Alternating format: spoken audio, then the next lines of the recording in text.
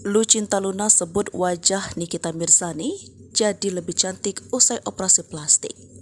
Lucinta Luna sebut wajah Nikita Mirzani jauh lebih cantik usai operasi plastik di Korea. Wajah hasil operasi Nikita Mirzani dipuji Lucinta Luna. Dia bahkan menyebut bahwa mereka adalah kembaran. Beberapa waktu lalu Nikita Mirzani memang menjalani operasi plastik. Tak tanggung-tanggung, dia bahkan pergi ke Korea Selatan untuk mempercantik wajahnya tersebut. Setelah pulang, Lucinta Luna pun girang melihat wajah Ibunda Loli. Pastinya dia mengatakan bahwa wajah Nikita Mirzani akan menjadi lebih cantik. Lucinta Luna juga bahkan menyebut bahwa mantan istri Anthony Dodola itu kini seperti kembarannya. Pujian tersebut diungkapkannya ketika merasa bertemu di sebuah acara konser.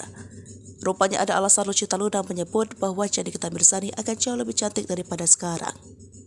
Menurutnya, operasi plastik di Korea Selatan memberikan hasil yang lebih baik daripada oplos di Bangkok.